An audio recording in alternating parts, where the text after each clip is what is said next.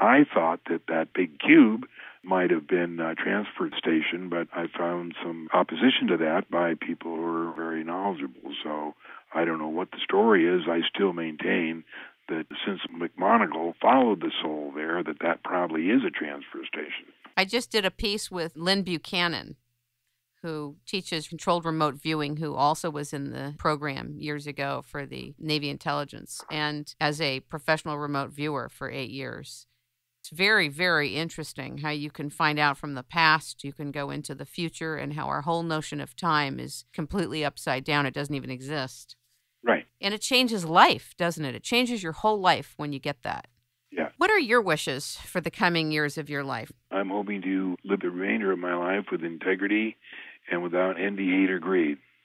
I just know what's going on, and I'm happy to sit here and talk with people and tell them what I know and play with my computer. I can't walk very well anymore. I had a serious airplane accident in 1961, and as I get older, I can't walk very well anymore, so I use a walker, so I don't go anywhere. And I refuse to go anywhere on airplanes because I will not be subjected to a cavity search when I flew as an airline captain for 40 years. It's just demeaning. I won't do it.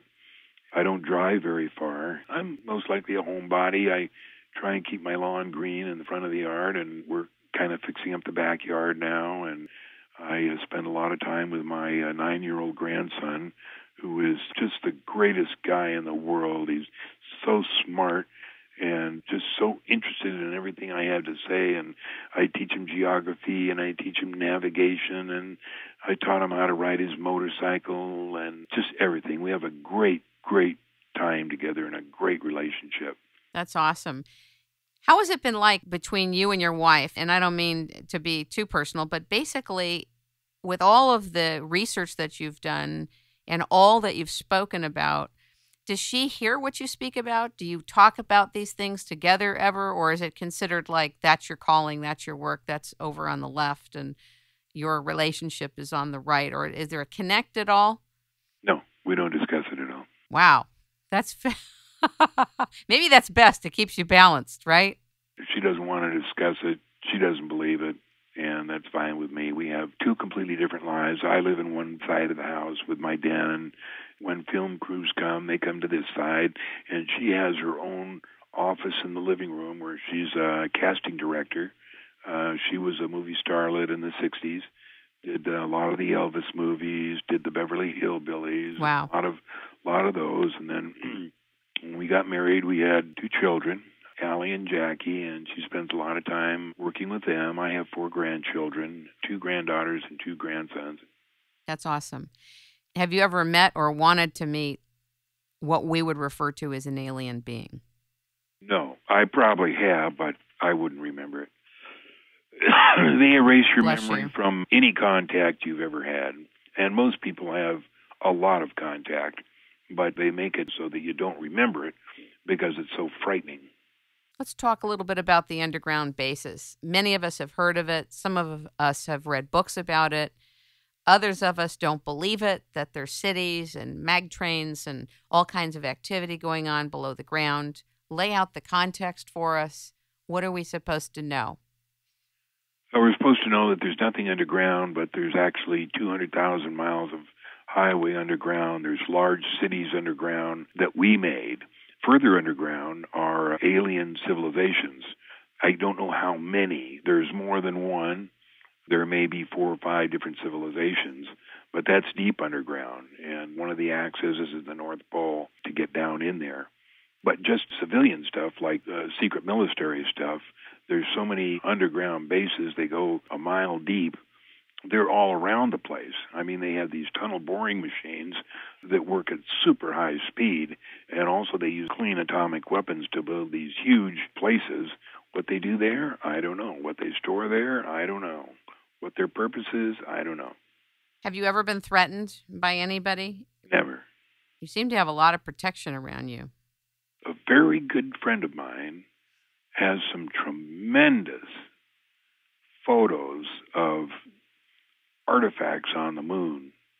And he got together with Jose, I think his name is Escamilla, who has also tremendous photos of the moon, and they were going to make a TV production. And this friend of mine was called by someone who threatened him. Now he won't even talk about it. His website is down, and he was doing the same stuff I was doing. The only difference was he was working with Apollo pictures, and I was working with lunar orbiter pictures. So I don't know who called him. He won't talk about it. As good as friends as he and I were, he won't discuss the phone call with me. He just said, I got a phone call, and that's all I'm saying. Got it. Fear is powerful, isn't it? Yeah. There will be some people listening for whom this conversation is so way out that they won't be able to internalize it. That's okay. They're not supposed to. If they're not ready, they won't get it.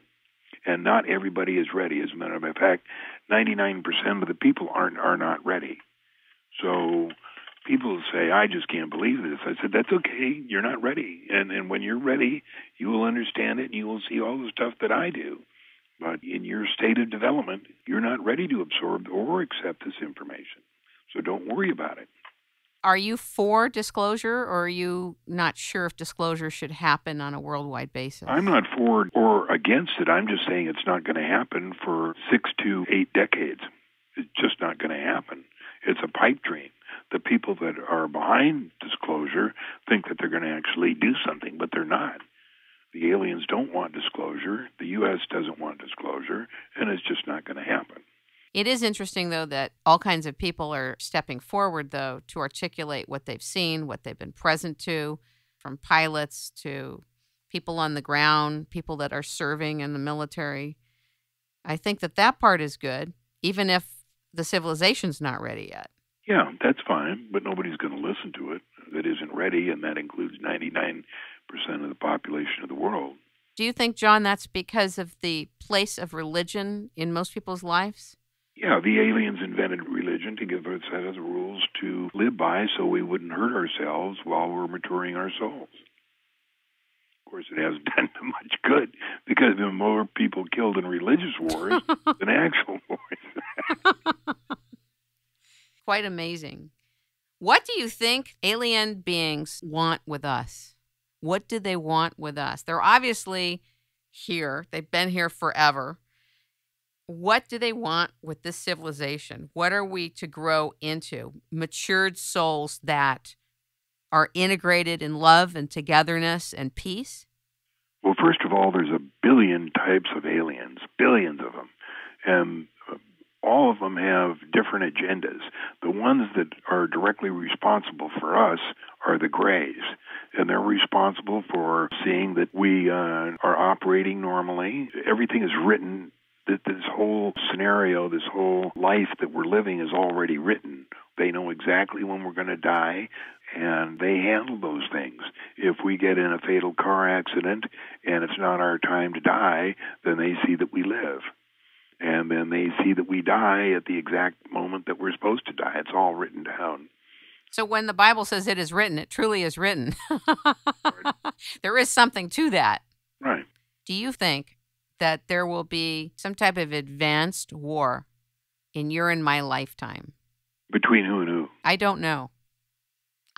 Some type of nuclear or other type of dimensional war that causes massive casualties and a restructuring of life on Earth. No, there's not going to be anything like that. There'll be your normal type wars like between the U.S. and Iraq and U.S. and Iran and Israel and Iran, and they may use nuclear bombs, but there's going to be no massive thing. All this stuff you hear about Planet X and Planet Nibiru and the end of times in 2012, that's all BS. None of that is going to happen. I asked Lynn Buchanan about that in his remote viewing work, and he said, think of 2012 like Y2K, and you'll be fine. Yeah, he's exactly right. If, in fact, it is so that alien civilizations are really running the show, I can't imagine that they would want the entire Earth ruined. I mean, it doesn't make any sense at all. No, of course not. I remember I did an interview years ago with Carol Rosin for television in Los Angeles, and she was talking about how missile silos have been thwarted, just stopped, so that the missiles couldn't go off and bombs couldn't go off. and she was referring to off-planet life.